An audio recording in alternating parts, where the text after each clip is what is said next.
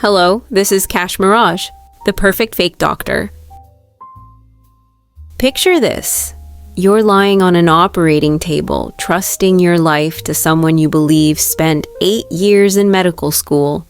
But what if I told you that the man holding the scalpel never even finished high school? What if the person you're calling doctor learned surgery from YouTube videos and medical textbooks he stole from a library? Meet Ferdinand Waldo Demara Jr., the man who convinced an entire Canadian Navy destroyer that he was a surgeon, and he didn't just convince them, he saved lives. It was 1951. The Korean War was raging, and the HMCS Cayuga desperately needed a doctor. Enter Dr. Joseph Cyr, confident, charming, with impeccable credentials from a prestigious medical school. The Navy was so impressed they immediately put him in charge of the ship's sickbay. But here's the twist that'll make your skin crawl. Ferdinand had never held a medical degree in his life. Hell, he'd never even seen the inside of a medical school. Everything he knew about medicine came from a few stolen textbooks and an encyclopedia he had memorized during a 3-week crash course. And then came the moment of truth. 19 wounded Korean soldiers were brought aboard, bleeding out, screaming in agony. Some had bullets lodged near their hearts. Others had shrapnel tearing through their lungs.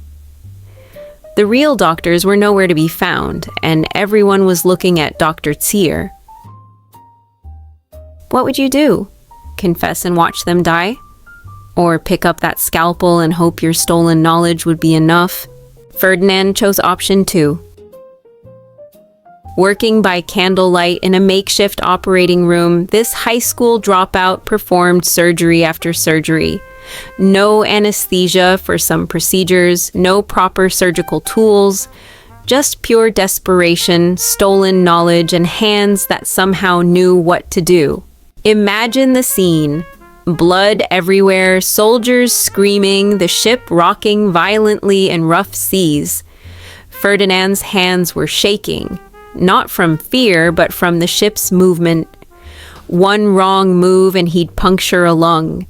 One miscalculation and a soldier would bleed out on his makeshift operating table.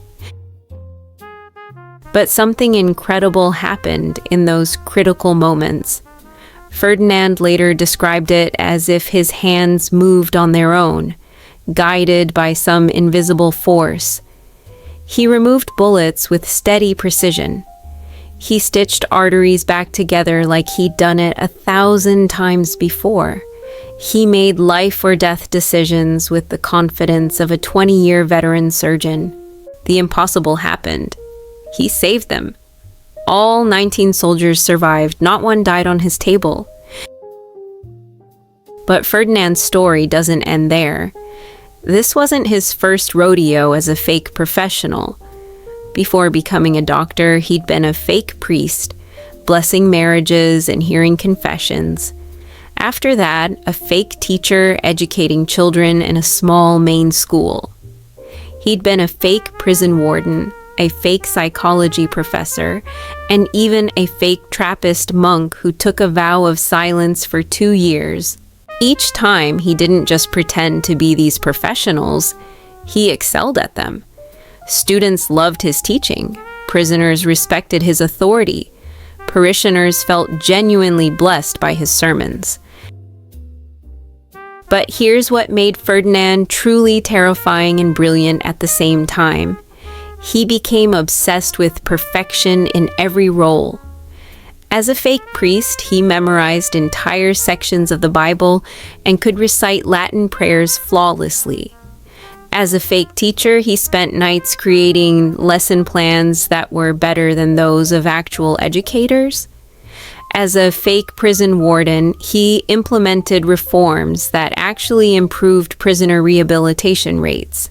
This wasn't just about fooling people.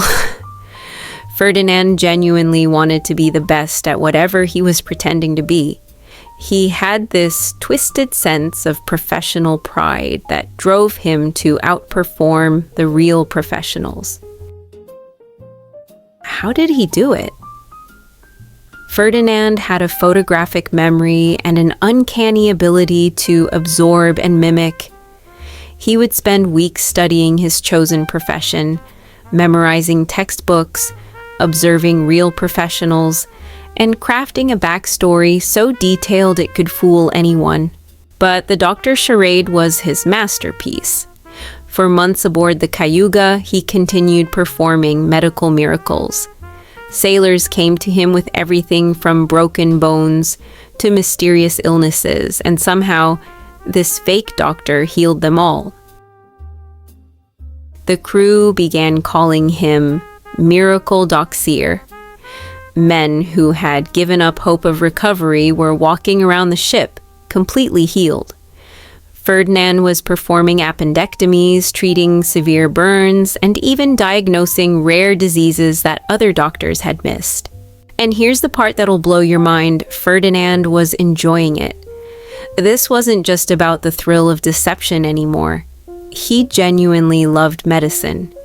He would stay up all night reading medical journals he'd borrowed from other ships. He started dreaming about surgical procedures. In his twisted way, he had found his true calling by completely lying about his qualifications.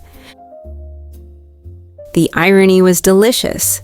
While real doctors were killing patients through malpractice, this fraud was saving lives through pure determination and stolen knowledge. Then came the day that changed everything. A photograph of Dr. Sear performing surgery appeared in a Canadian newspaper. The caption praised the heroic doctor saving Korean lives. But back in the United States, someone was reading that newspaper very carefully. The real Dr. Joseph Sire, a quiet physician practicing in New Brunswick, nearly choked on his morning coffee. There he was, supposedly performing surgery on a Navy destroyer, while he was actually sitting in his office treating a farmer's cough. The real Dr. Sear called the authorities, and Ferdinand's incredible run as a fake doctor came crashing down. But here's what haunted everyone afterward. The Navy reviewed every single one of Ferdinand's medical decisions. Every surgery, every diagnosis, every treatment. And you know what they found? His success rate was higher than most real doctors. This man with no formal medical training had outperformed graduates of Harvard Medical School. When they finally caught him, Ferdinand was unrepentant. "I did what I had to do," he said, "and I did it well." The interrogation was surreal. Military officials kept asking him how he pulled it off, expecting some elaborate scheme. But Ferdinand's answer was devastatingly simple.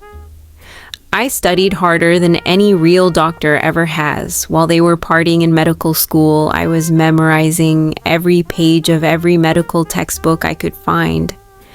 While they were sleeping, I was practicing surgical knots until my fingers bled." The truth was uncomfortable. Ferdinand had probably put in more study hours in 3 weeks than most medical students do in 3 months.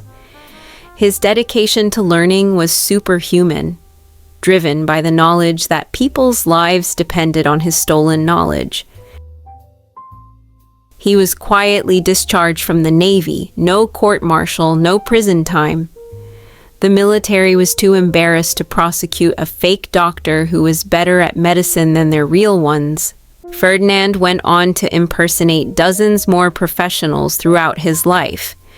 He died in 1982, having spent 61 years pretending to be someone else. Some called him the greatest imposter who ever lived. But here's the strangest part of his legacy. Several medical schools actually invited Ferdinand to speak to their students after his story became public. They wanted their future doctors to see what real dedication to medicine looked like. This fake doctor had become a better role model than most of their professors. Even more bizarre, some of the soldiers Ferdinand saved in Korea tried to track him down years later, not to expose him, but to thank him. One Korean War veteran said, "I don't care if he was fake. He gave me 50 more years of life when a real doctor would have let me die." But I think he was something else entirely.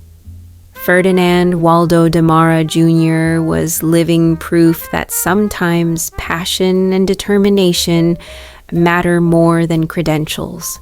That sometimes the fake thing can be more real than the real thing.